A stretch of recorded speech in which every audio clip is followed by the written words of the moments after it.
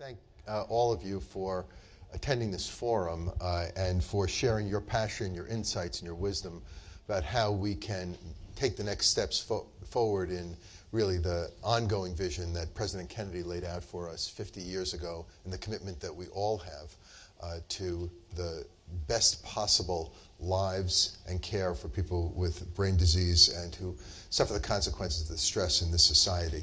This is a wonderful panel. Let me introduce the panel to you first, and then I'll try to frame it for you as we move forward. And I'm going to move down from my right, but I think you'll find this a very, very exciting panel and a very exciting discussion because of the extraordinary talent, passion, and commitment of each of these members of this group. First is Dr. Mike Hogan, who is the former Commissioner of Mental Health in New York, Ohio, and Connecticut, so both a red and blue state, depending upon the year, and was the chairman of the President's Commission on Mental Health in 2002 and 2003, which is an enormously important perspective in trying to think about the use of policy to be able to enable our ability to provide the best possible care. He's now a healthcare consultant. To his right is Clarence Jordan. Clarence is Vice President of Wellness and Recovery at ValueOptions. Clarence was a Navy pilot during the Vietnam War. He provided testimony before the Senate Veterans Affairs Committee in 2010. I think we heard in virtually every presentation the critical issues around developing the appropriate set of services for people who have served in the military, given the extraordinary suicide rate, the issues of PTSD and TBI that the population is now returning or facing. Until recently, he was a member of the Board of Directors of NAMI and was a 2010 recipient of the Samson Consumer Leadership Award. It's wonderful to have you with us today. Deborah Spitalnik, to his right, is Professor of Pediatrics at RUTGERS Robert Wood Johnson Medical School, where she's Executive Director of the Boggs Center, New Jersey's University Center of Excellence in Developmental Disabilities. She's former chair and member of the President's Committee for People with Intellectual Disabilities, and she chairs New Jersey's Medical Assistance Advisory Council. So various critical perspectives as it relates particularly to intellectual disabilities. And to her right is Michael YOGMAN. Michael is a pediatrician in practice, and he's the chair of the American Academy of Pediatrics Committee on Psychosocial Aspects of Child and Family Health. He's a chair of the Massachusetts Child Mental Health Task Force and chairman of the board of the Boston Children's Museum. Additionally, he has a practice in Cambridge, so any of you have kids, let us know at the end of this presentation, particularly if you want to move your care here to Massachusetts. So the focus of this panel is specifically to talk about the real opportunity and wonder of the integration and reintegration of behavioral care for people with behavioral health disorders and developmental disabilities into the mainstream of care. The Affordable Care Act gives us a new vision.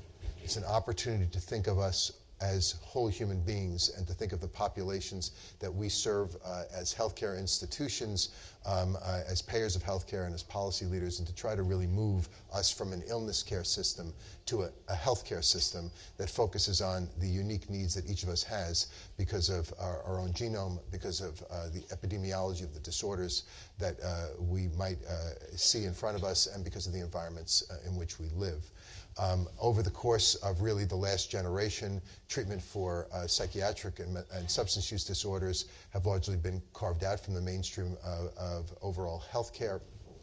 And there's been substantial downward pressure on resources and on payment for those services overall. Treatment for people with intellectual disabilities have always been fragmented, and even in President Kennedy's vision, we saw a siloing of mental health disorders, and at that time the category of mental retardation, which has persisted from an agency perspective as well as from the perspective of treatment. I think that we as providers overall have not integrated this care. Specialists in medical and surgical disorders overall have been practicing wonderful transactional medicine, but have not seen or been reimbursed for the responsibility for the wholeness of human service. And the complex nature of taking care of people with brain disease makes their services much more difficult to provide within the narrow nature of the way that services have been constructed. You know, at Partners, which is the parent of the Mass General, the Brigham and Women's Hospital, McLean, Spalding, and a variety of community resource resources here in Massachusetts. We now have moved to some kind of global payment for a population of about 500,000 people, including, as the largest employer in the region, about 80,000 of us and our families. And in each of the categories, as we look to try to look at first the high-risk patient populations, people, the 5% of us who consume about 50% of the resources, at least one or two of the top 5 diagnoses that we find are either of mental health or substance use nature, and that probably undercounts significantly because of documentation-related issues, stigma, and frankly a lack of recognition on the part of providers or diagnostic coding. And they're different. You know, if we look at we're a pioneer Medicare ACO, and we've done a couple of CMS demonstration projects looking at high-risk populations, see more depression, psychotic disorders together with disorders like congestive heart failure and diabetes. In our own population of the 80,000 of us, we see more on the medical side of disorders related or payment related to perinatal care, to neonatology, and low back pain, as well as heart disease, and more substance use and depression. And so the focus and the appropriate care is critical. The question is, what's the mechanism? How is it that we should bring these forces together? How do we design the patient-centered medical homes of the future that also have embedded high-risk care management to focus on these populations in a way that is truly empathic, will be more effective and efficient? And I think that we're going to kick this off by having Mike, really because of the unique nature of his position of having sat as the chair of the President's Council, to try to focus on the vision and to try to lean us back to 1963, but to bring us forward and to look at these challenges. So thanks, Gary. It occurred to me as you were going through that we could make all of this much simpler, this challenge of integration, if in more places across the country we had psychiatrists like Gary Gottlieb leading larger healthcare systems. It'd be much more easy, and it would go much better for us to achieve this, this integration. Having said that, I want to sort of ground our conversation a little bit, as many other people have done, in sort of an unplanned way, with some remarks of President Kennedy's 50 years ago that I think let us see how far we've come and how far we have yet to go. So this is a quote from his message to Congress. "We must act to bestow the full benefits of our society to those who suffer from mental disabilities, to prevent occurrence of mental illness, to provide for early diagnosis and continuous care in the community, to stimulate improvements in the level of care, to reduce the people confined to these state and private institutions, to retain in and return to the community the mentally ill, and there to restore and revitalize their lives through better health programs and strengthened education and rehabilitation services." So that was 50 years ago. And we can see, based on that perspective, how much progress we've made and how much progress is yet to make. And as Gary has said, the setup for this conversation is how the Affordable Care Act, with the mental health and addiction parity legislation, sets us up for that challenge of legislation. I think it's really significant to note, as was remarked on last night, how this new environment and these potentials have Kennedy stamped all over them. How the Affordable Care Act, it is in a sense the culmination of Ted Kennedy's generation-long leadership for justice, if you will, in the healthcare arena, and how that legislation, coming as it did after mental health and addictions parity, driven by Patrick Kennedy with the senator and with many others, sets up this new environment. It's just remarkable to think how the leaders of this one family have created this, these possibilities with many others for us. So a few thoughts to level set, if you will, the conversation about where we are. One of the things that I would say is one of the forces that has created enormous potential and significant change already, but where we still haven't seen the full benefits, is what might be described as the movements associated with recovery and with self-determination and self-advocacy. How the force of those efforts, and if you will, as crystallized best perhaps by people that are peer advocates and peer specialists, the power of that is probably beyond what we would have anticipated 50 years ago. So the force of recovery and self-advocacy is still incomplete, is still not enough, but is a dramatic force for change. A second observation that I would make is that the forces of progress so far for people living with a mental health condition and for people living with intellectual and developmental disabilities are different. The trajectories are different. As the panel at the beginning of the day pointed out for us, the analysis by Richard Frank and Sherry Gleed of progress in mental health care, better but not well, shows us that most of the forces that have improved the well-being of people with mental health challenges represent changes in the mainstream. Access to Social Security, the creation of Medicare and Medicaid, expansion of health insurance. So opportunities have been created in the larger society. It's a very uneven pattern, but the changes are largely due to what they labeled as mainstreaming. Whereas in intellectual and developmental disabilities, the extraordinary progress reflects advocacy and a focus on that population, probably described best by the enormous power of home and community-based services waivers for those who can get them, and many don't yet have access to really transform lives. So that the dynamics that have brought us to this stage are not exactly the same for the populations with mental health and intellectual disability challenges. So, and then, as we've said, the context that is set by the ACA, building in parity, does thrust us into this environment where more mainstreaming is going to occur. So how is this going to go? And I'm going to sort of make one proposition about this, which is mainstreaming without the preparations to make it work is dumping. So the question is, how are we going to be able to make the very reasonable accommodations that will allow for success in mainstream settings? And of course, our focus here is primarily on healthcare. But we also have the schools. We have income support policy.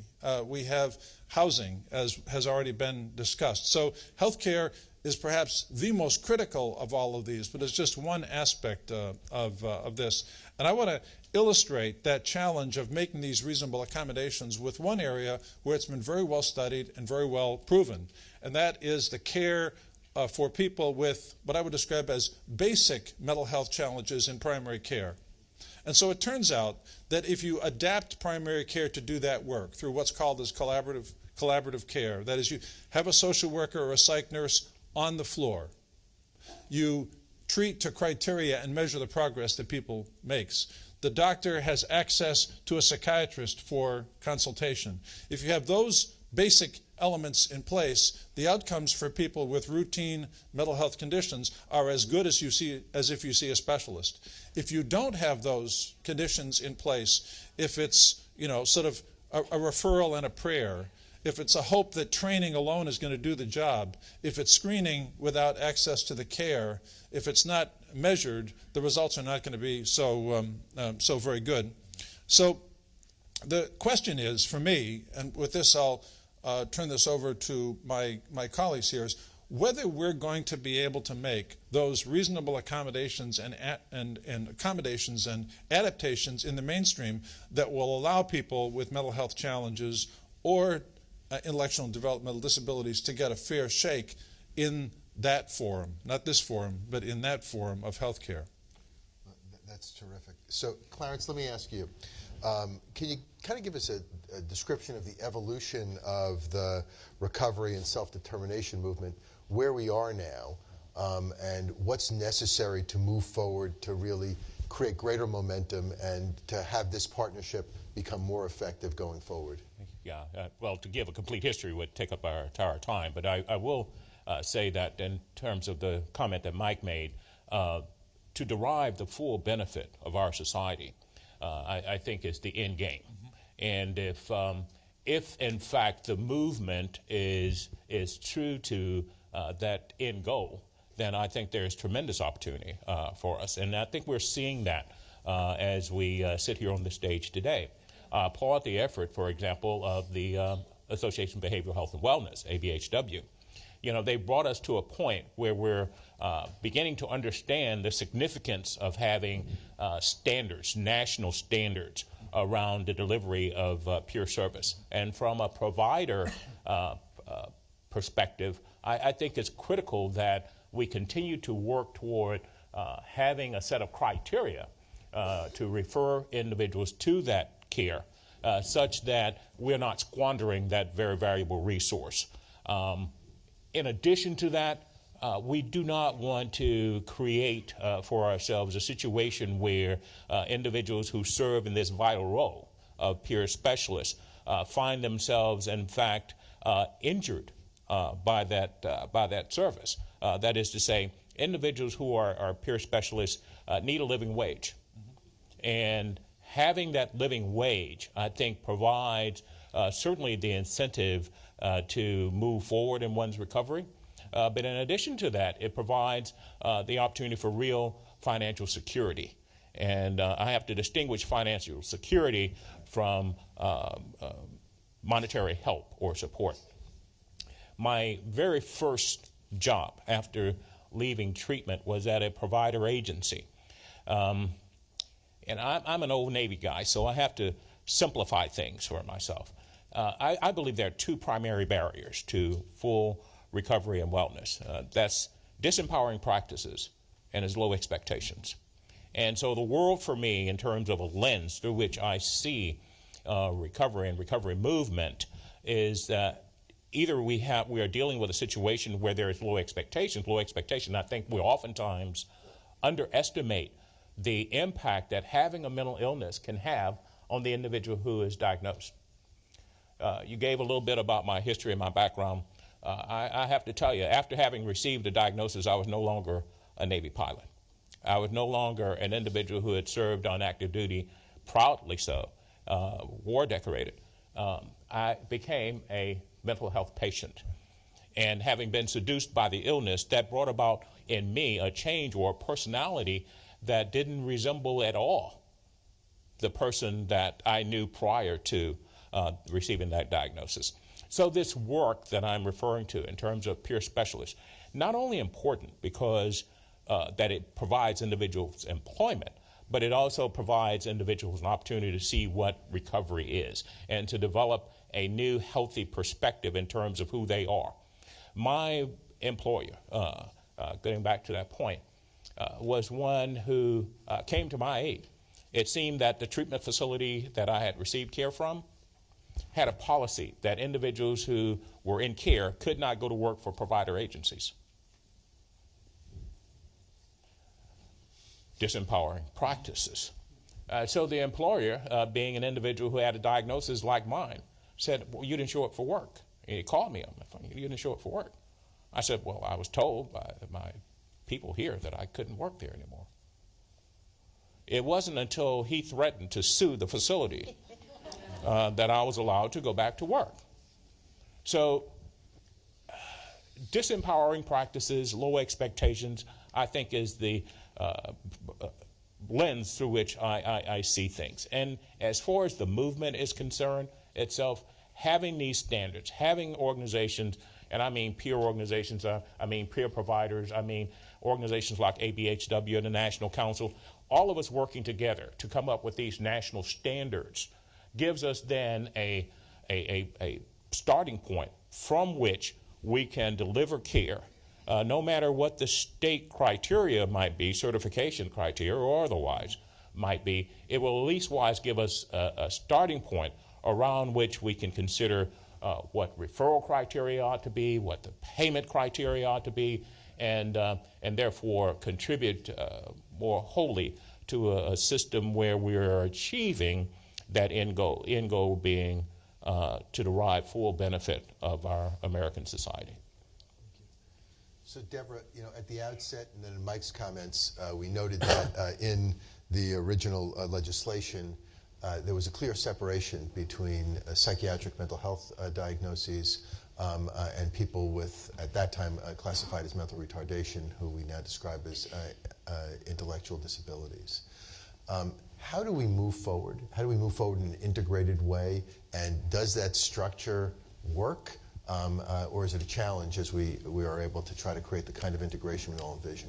Well, thank you for that. And I just want to pick up a thread also from Clarence, that in intellectual disability, we typically don't use the term recovery, but I think our use of the term full participation in the community, in the physical disability community, independent living, captures both the spirit and the essence of recovery. But I think that the issues of integration come about both in terms of both behavioral and mental health, and also in terms of what we've typically called physical health. And I think the bureaucratic structures that brought us to the original legislation in terms of seeing mental health and what we now call intellectual disability, formerly mental retardation, as separate, it was both, I think, a combination of practice and bureaucratic structures, whether it was from Anna Freud talking about the archaic ego structure of the mentally retarded child, the structures that grew up that Mike referred to in terms of parallel structures, drove us to a place to see mental health and intellectual disability as separate entities. And one of the issues in integration is the fact that we know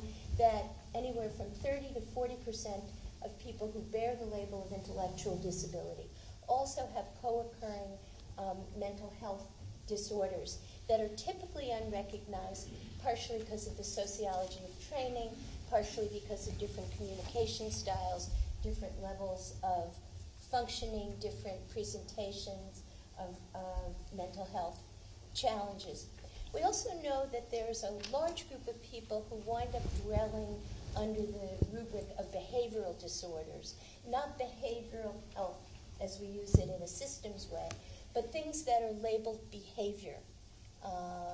And we know that there's also kind of another world that about 35% of our population, which represents probably 1.5% to 2% of the U.S. population, also don't have psychiatric diagnoses, but but are prescribed psychoactive medication. That's according to the National Core Indicators.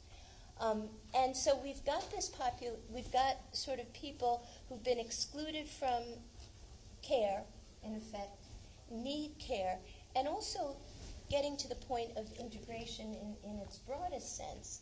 Many of the people who are labeled as having behavior disorders also have underlying physical health issues which go undiagnosed because of their intellectual functioning, are labeled as behavior disorders because of either the differential response to pain, the inability to communicate.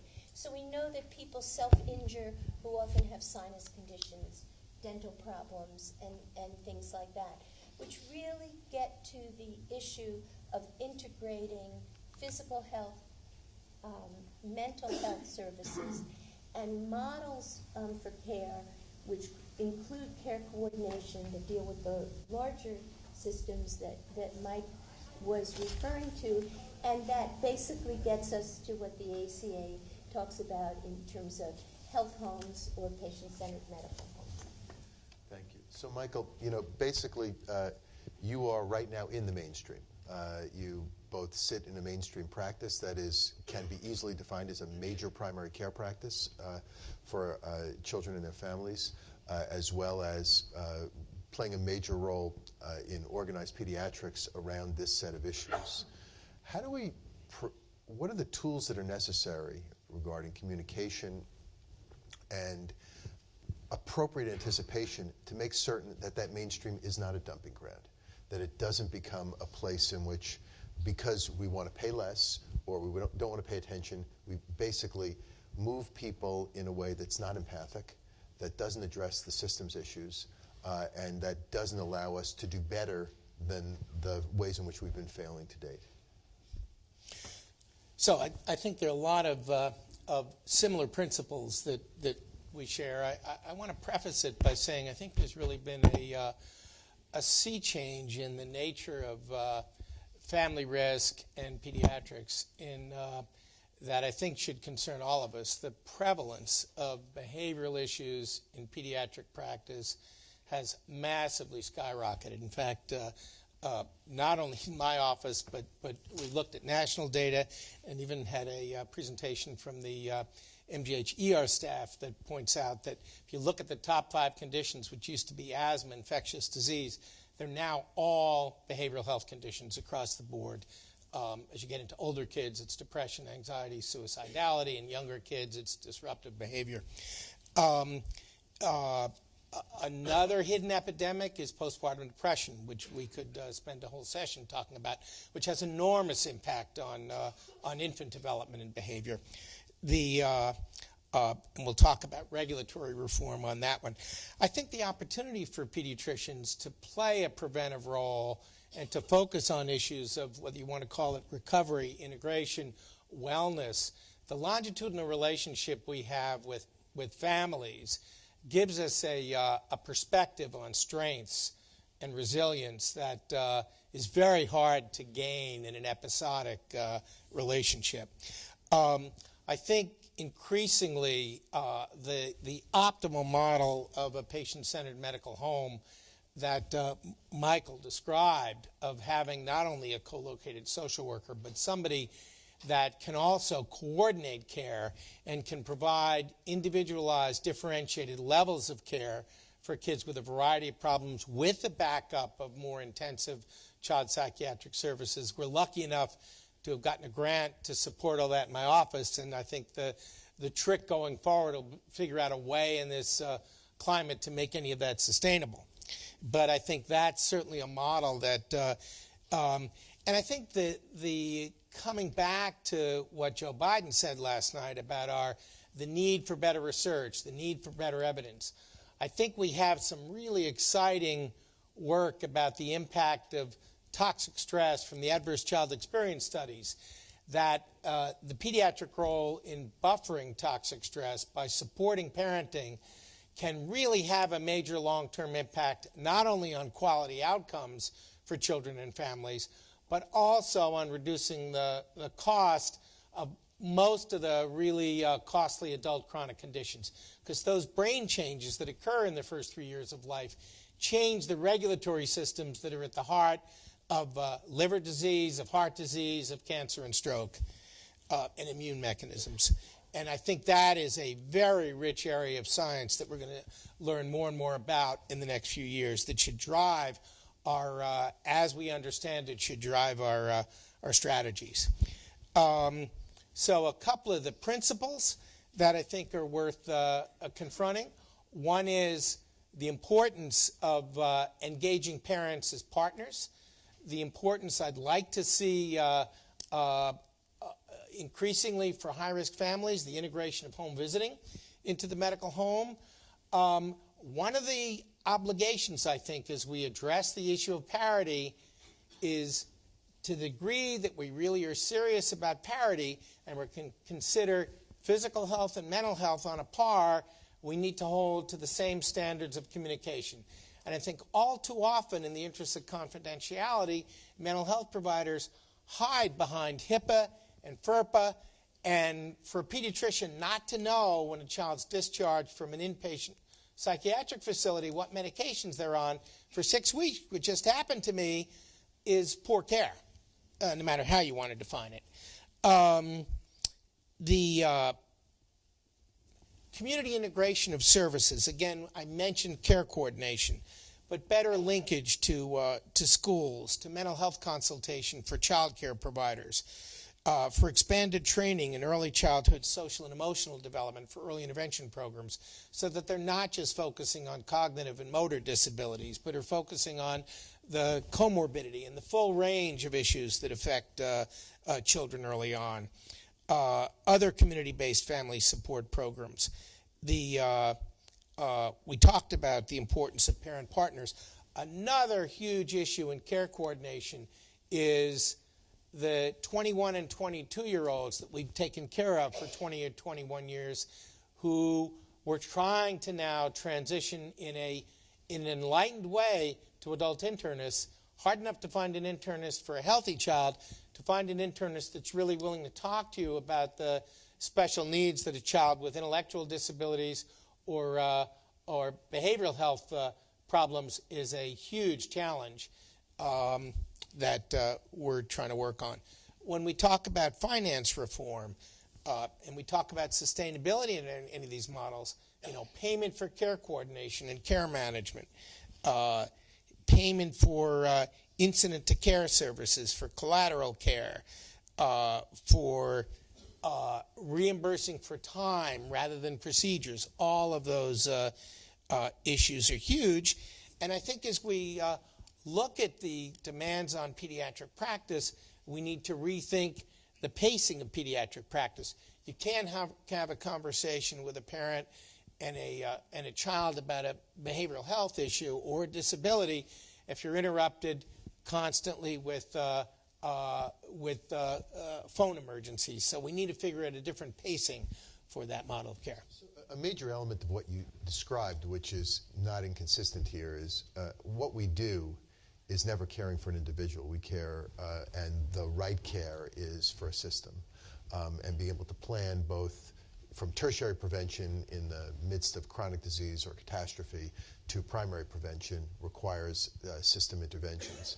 I can tell you as a geriatric psychiatrist, some of the same issues apply to people with dementia, late life depression, overall disability, managing family systems, landlords, and anyone else, agencies who are in the community, dealing with schools, and certainly with people with intellectual disabilities having to deal with the entire systems.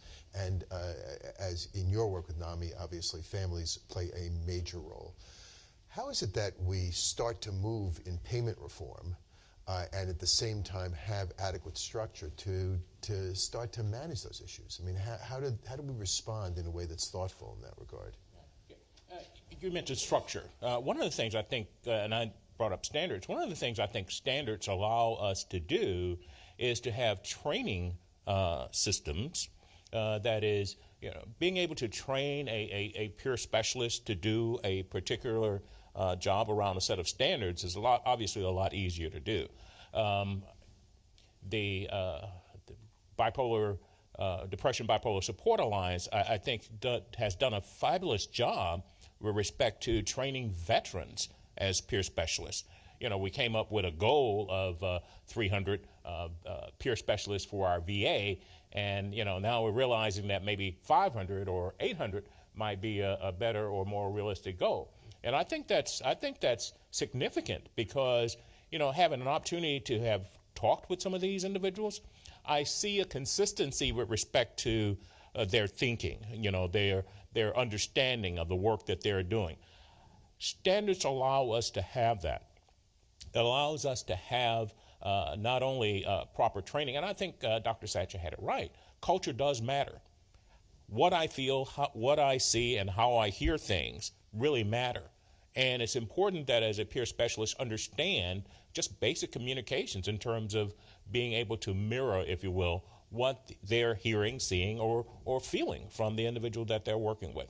So that's the kind of thing that I think standards brings to the table and the criteria around which we utilize some of these services, and thus produce a structure that's more sound and more efficient in terms of providing the care. Deborah? Well, I think, to pick up your point about training, I think the points about training and education are seminal both at the graduate level, the undergraduate medical level, and I think that when we talk about parity, we talk about it in terms of access, we talk about it in terms of insurance. We don't talk about it in terms of the education of professionals as well as peer support. And I think the inclusion of behavioral health, intellectual disability, both in the preparation of health professionals, not only physicians, but nurses, physician assistants, but also training other disciplines about health. And if you start from the jumping off point of emerging adults in terms of making this transition, of training family practitioners, training internists about this, to be able to provide this kind of coordinated care, but also the complex, siloed array of systems that have grown up, whether it's vocational rehabilitation, housing, other form, general assistance, not only for people who are on SSI or SSDI, but people who are really in basically, up until now, the uninsured population. I think having the understanding of the importance of health and integration across the board is really essential in terms of developing these models and reaching people. And it's also why we need federal policy, not just having this be a state issue. It seems to me, Gary, that the payment reform is, as you say, absolutely critical to this, and we don't have a path for it yet. No, we do see that fee-for-service payment serves us very poorly with respect to these conditions. It tends to lead to a focus on running units of service if you're in a specialty context, as opposed to focusing on wellness.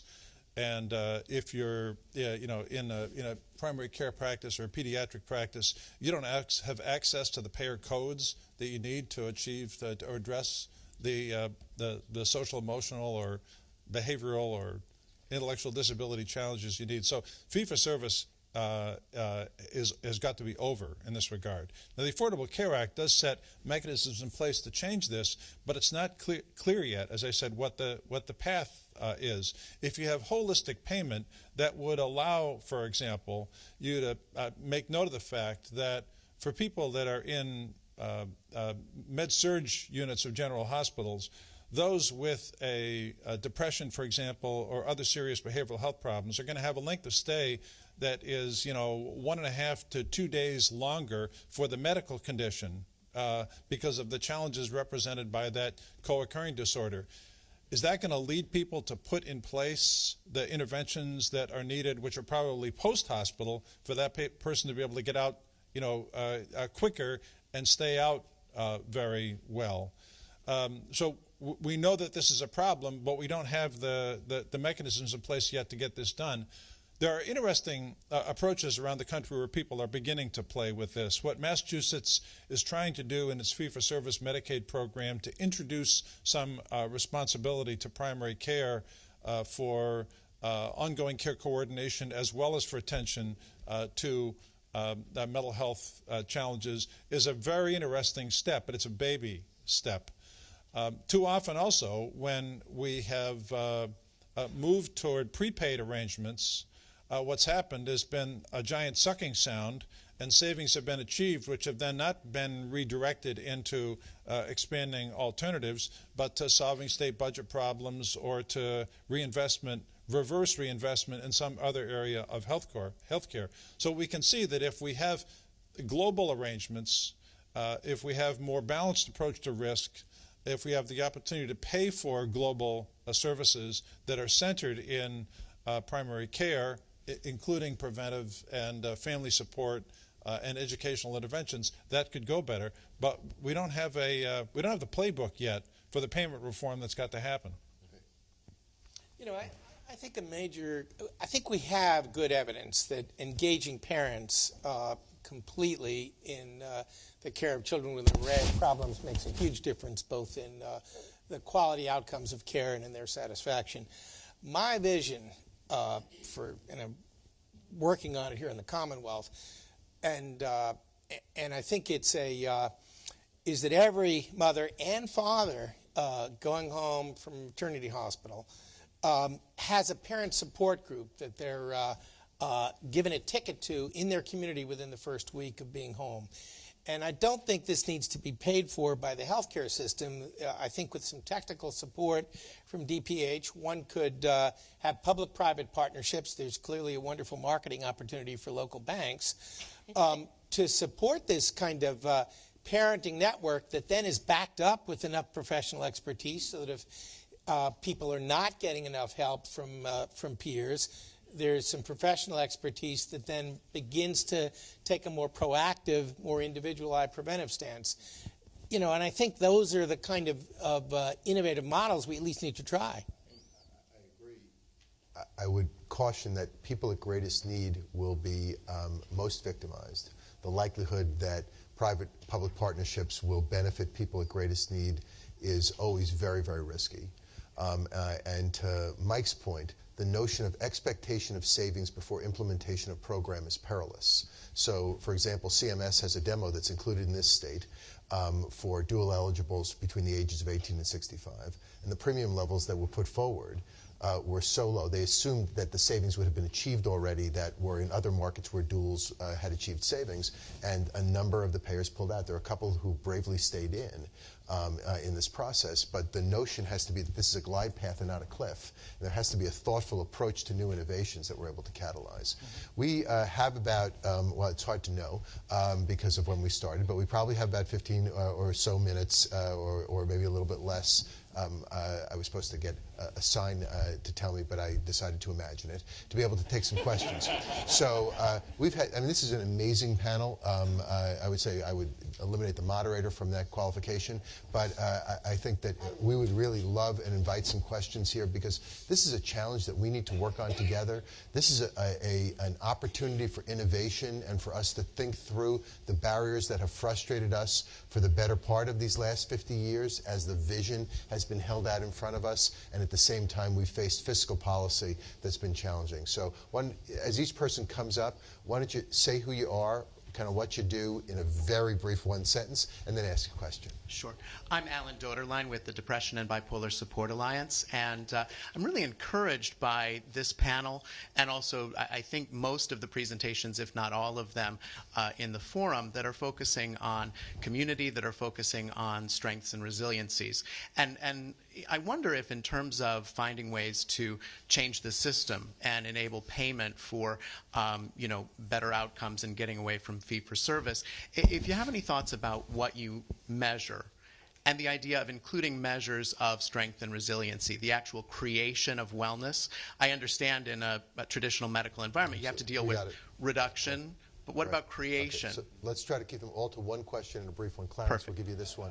Okay? Thank you. Yeah, and thanks, Alan. I think that's an excellent question. You know, when we say societal integration, or however you want to phrase that, you have to understand what that means in terms of the individual desire and or expectations. Now, we have a framework around which we kind of mirror the existence of human experience, and I think SAMHSA, and more rightly so, Peggy Swarbrick, expresses that in terms of her 8 dimensions of wellness. I think that's an excellent starting point, and if you really want to talk about impact or success that any of these things are having, we need to engage in that longitudinal or long-term study in terms of what impact these services are having with regard to those types of dimensions as articulated or defined by the individual as far as their goals or aspirations are concerned. But the other, in addition to that, not in any way to the exclusion of it, the healthcare outcomes for either people with chronic mental illness or people with intellectual disability are very under-addressed in terms of both access to preventive services and also the evidence base of other conditions that we measure in the general population. So I would like to see by Healthy People 2030 that we also include other outcome measures of health and well-being for these populations. I said one comment in response. One thing I want to keep in people's minds is also substance use disorders, which are co-occurring and or uniquely critical and major public health issues that all of our communities are trying to embrace, and we need to consider in these, and obviously where the recovery and self-help community has been a generation ahead of us in terms of teaching us. But please. I'm Nancy Keogh. I'm a Roman Catholic nun and a clinical psychologist at one of the Harvard teaching hospitals. And so my comment really comes out of wearing both of these hats. And that is that when we talk about community, we need to include in our consciousness religious communities as both vehicles for education to their congregations, as being proactive in terms of justice issues around prison reform and people in mental illness. We know from research that people who have some kind of spirituality do better.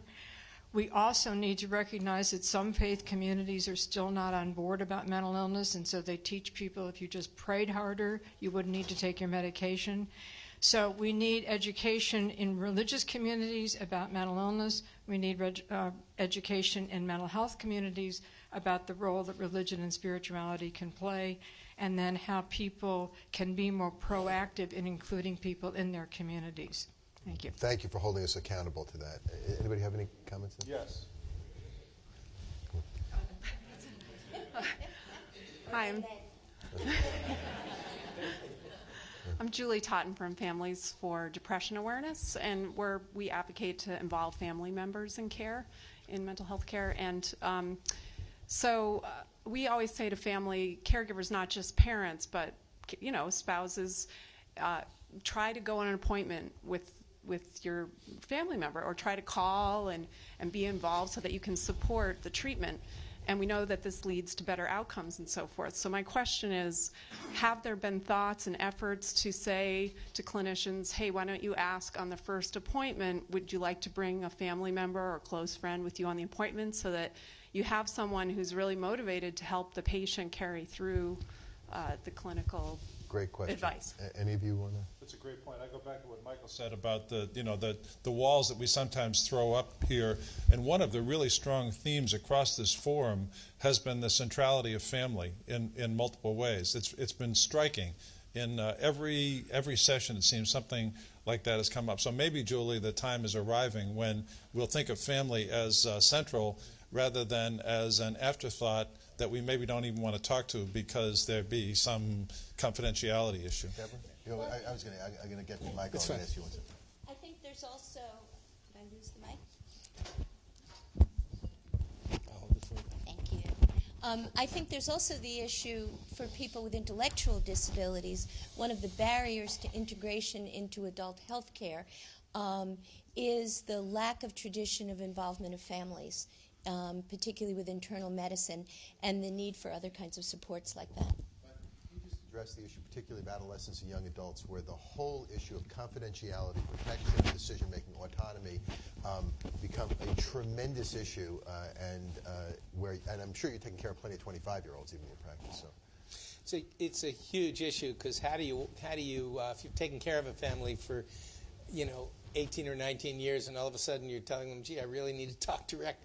You're starting at 14 or 15 to begin to educate the 15-year-old that, gee, you need to take responsibility. You need to call. I really can't talk to your mother anymore unless you sign a specific authorization. It's a complex transition, but a very important transition.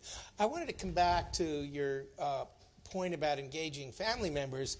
I was at a meeting at NIH about 3 weeks ago talking about pregnancy outcomes and how important it was to engage fathers prenatally and during the pregnancy, and particularly from the most non-resident fathers, teenage mothers, particularly in the most high-risk families, engaging fathers and getting them in, not only for pediatric prenatal visits, but for obstetric visits, and at the time of delivery had an enormous impact, not only on infant mortality, believe it or not, and on pregnancy complications, but certainly a huge impact on buffering maternal postpartum depression if they could be support figures. So there's another concrete evidence-based example.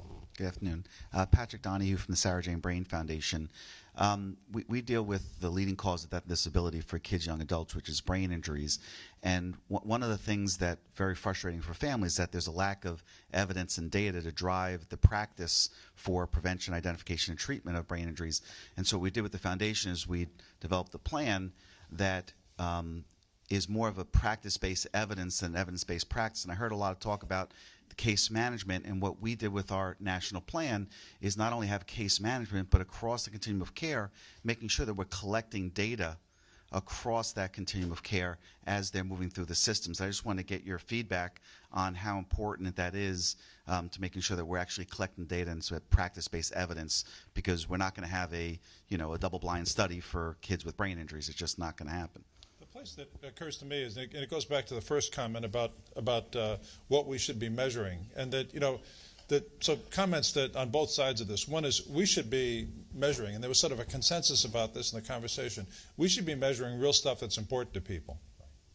Having said that, the status of and where we're going with respect to measurement is sort of a train wreck at the federal government. It's really complicated. It's not that clear. You know, when the major indices, the major measurements we have now, our expectations for mental illness are essentially, if you're in a medical setting and you have the resources lying around to treat depression, then you ought to ask about it.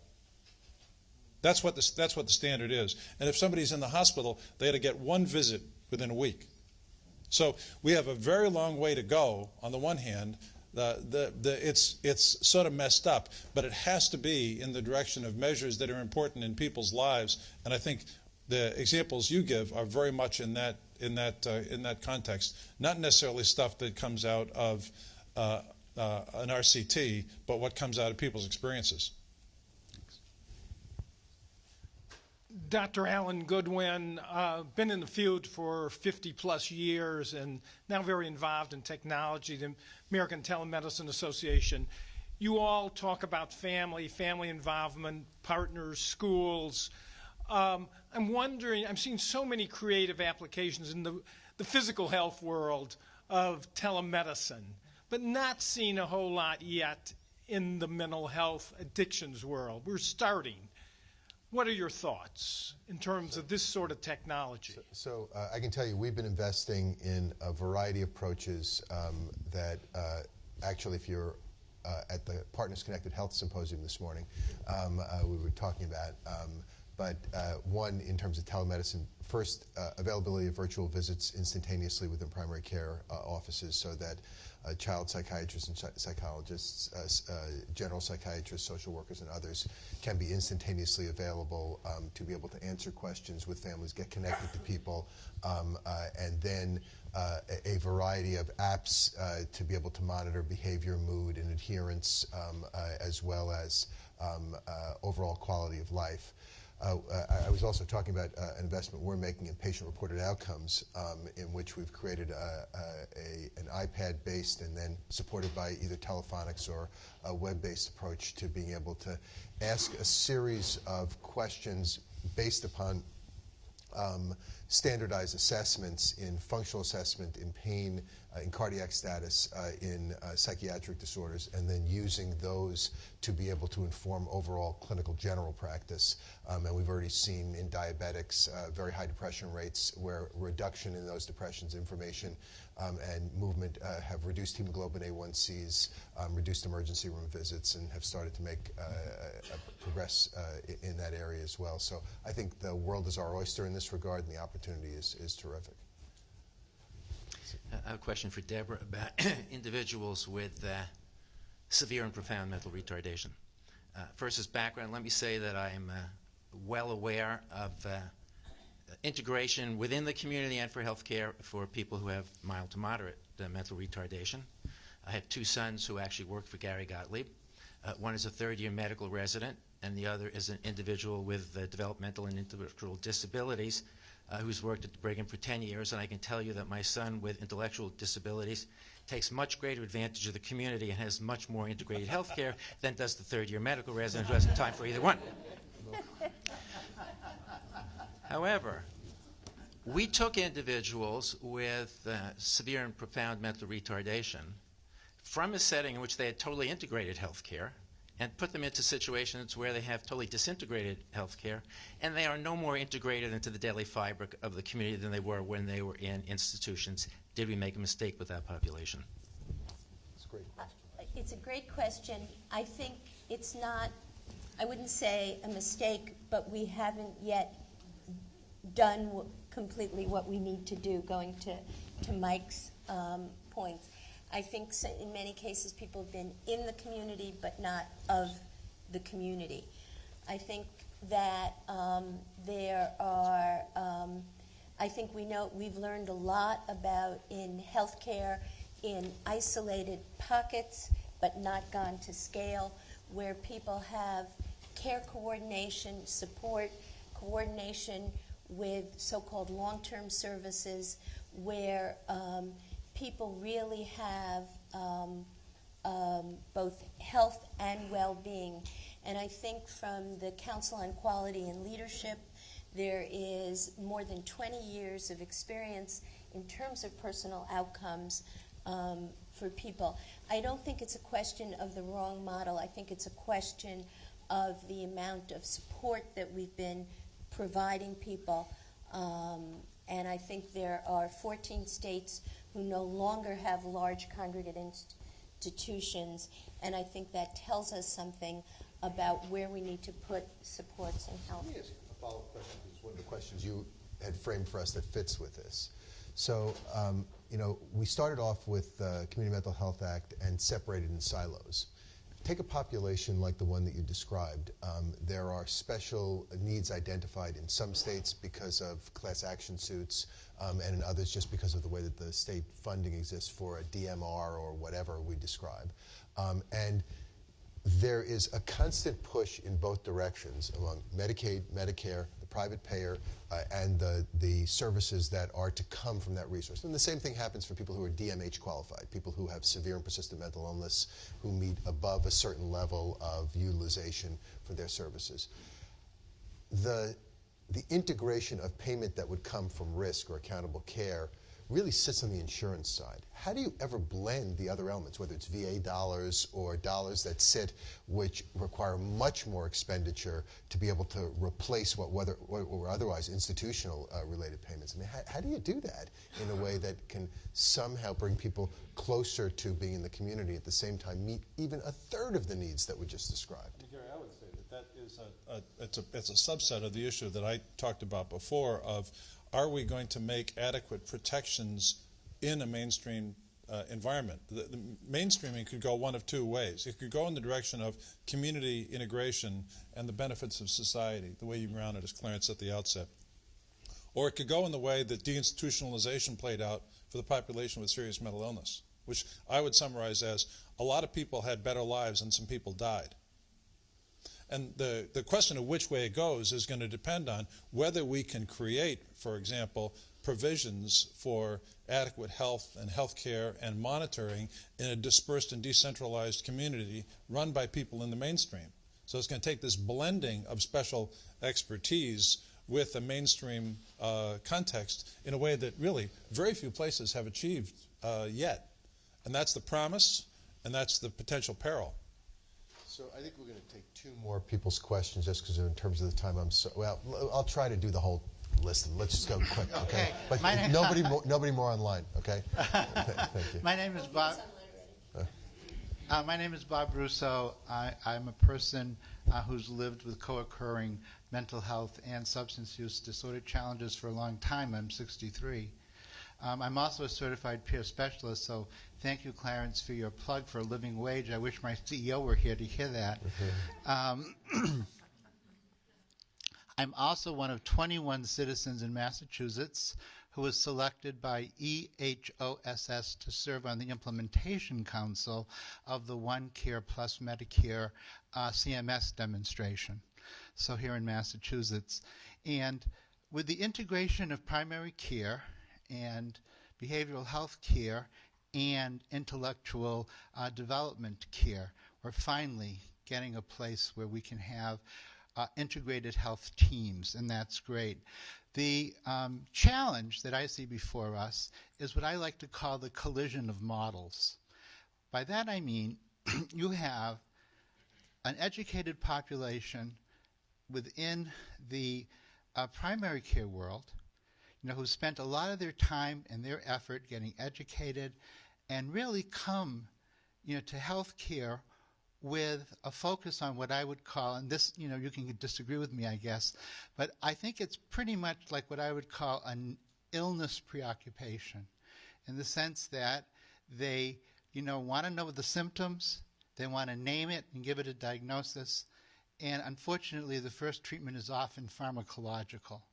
So you have this medical model, and then versus on the other hand you have this recovery model, which both the behavioral health world, and I love what you said so much about intellectual disabilities, because it's the quality of life of the person integrated into the community. and recovery. And so you have this recovery model, which is wellness focused, which is strength based, which demands mutuality, participation. And so how are we going to deal with the wellness superiority in the medical community, the custodial management behaviors in the behavioral health community, and the clinical distancing of clinicians who are afraid to express mutuality with people? So that's my question. If I may, and thank you so much, if I may, Gary.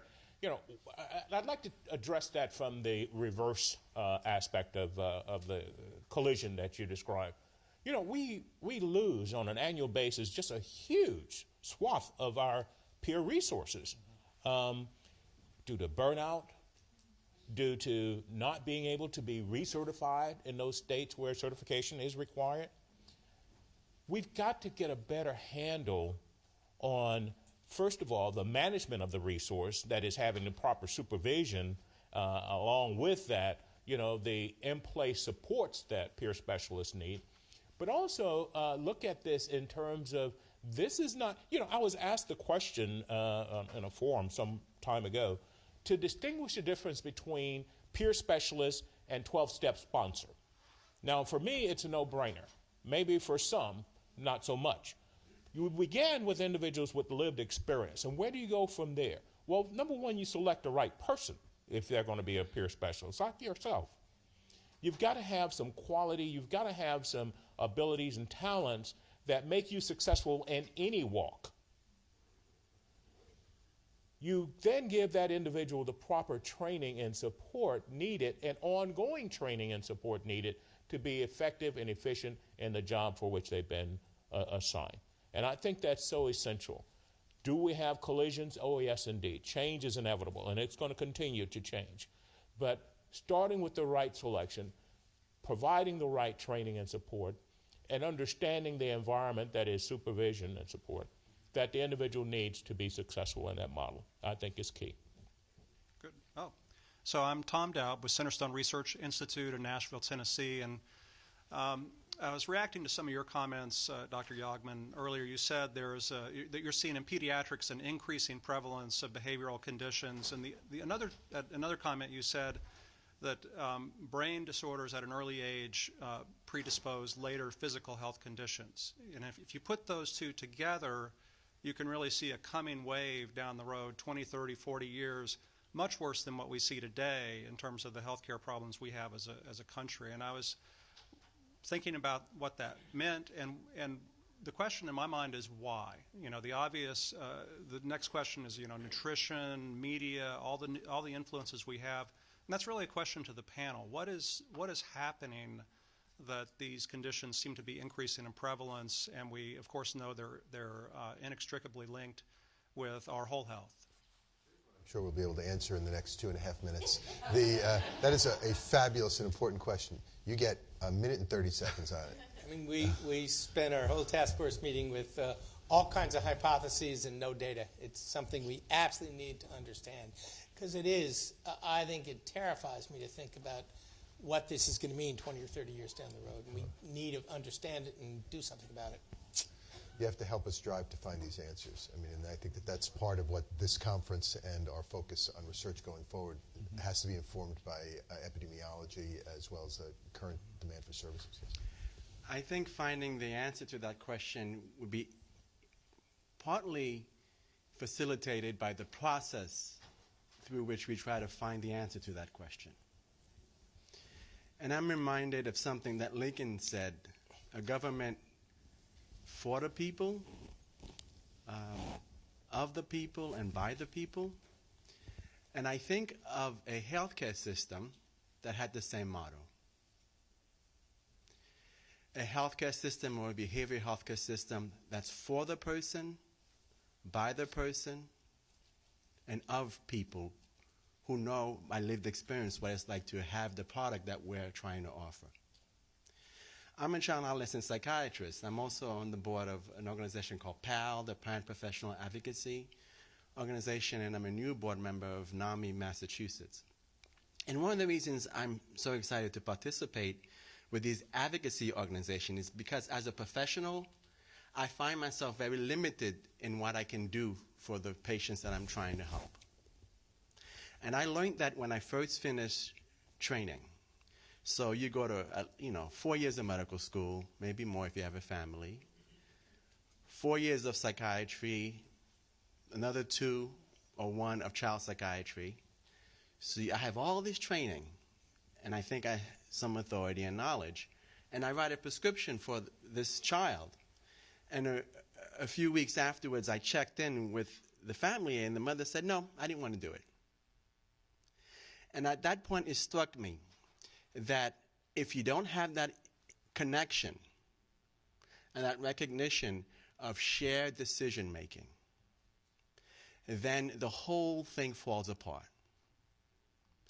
So one of the things I'm most concerned about is that we have a system, both politically speaking, that has trickled down to the way we practice medicine, that's mostly around competition and not enough about collaboration.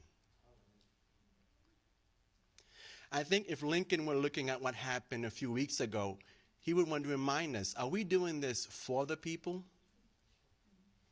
or for a group of people? And I think I fall off the mark when I forget that when I'm working with my families. If I don't remember who I'm working for, then I get lost. The struggle has been in all this discussion about integrative care, how do we foster providers within the system that know how to effectively collaborate?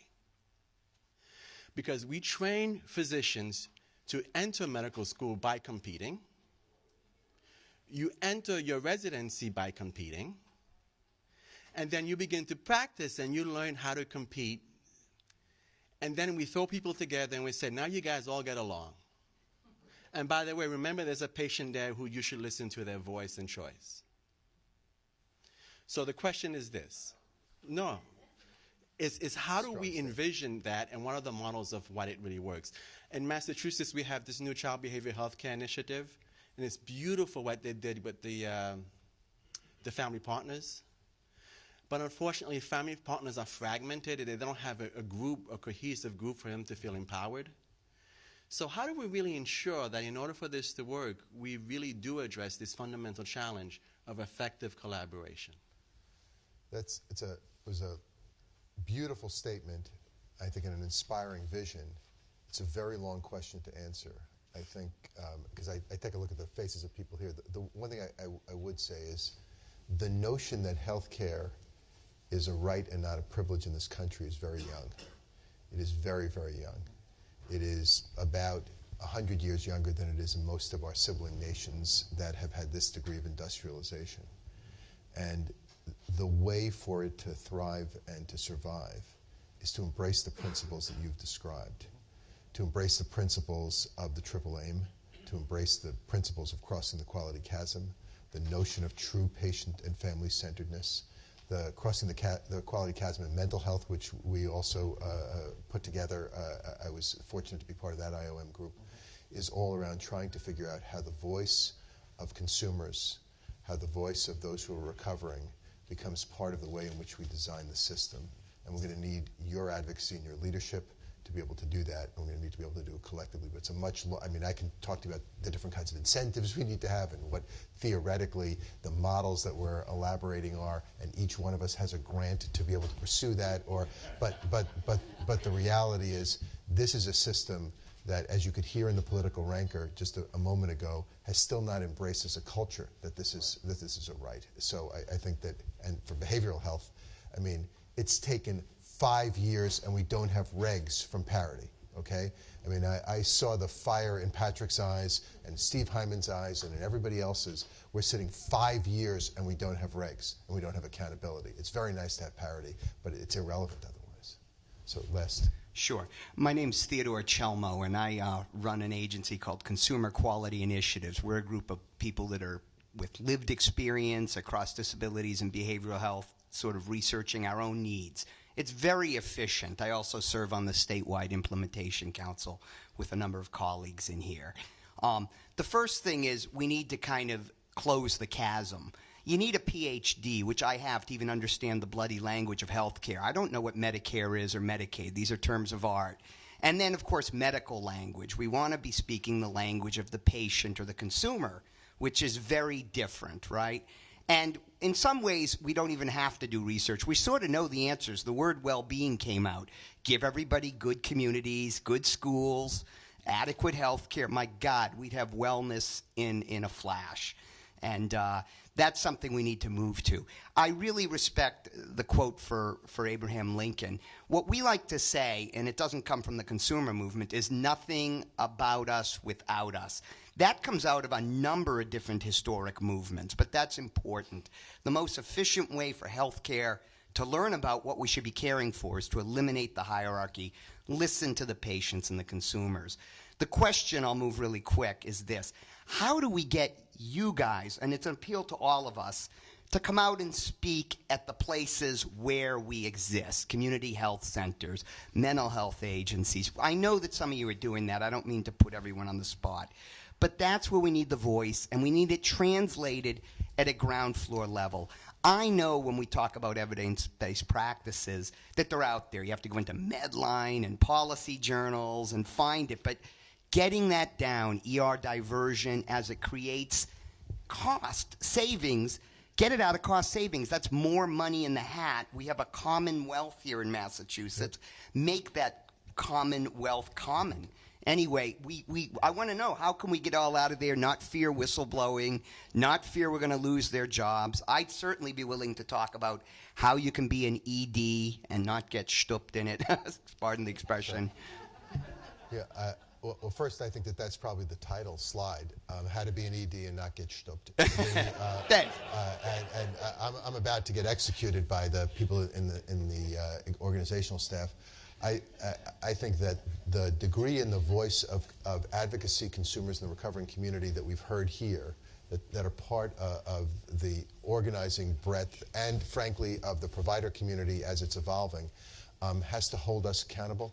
And I assure you, when you invite each of these people to speak, if you invite them, they'll have to say yes. So at the very least, and I'm not saying that the burden's on you, but shame is a powerful, powerful force, and I think it's tremendous leverage. Thank you all very, very much.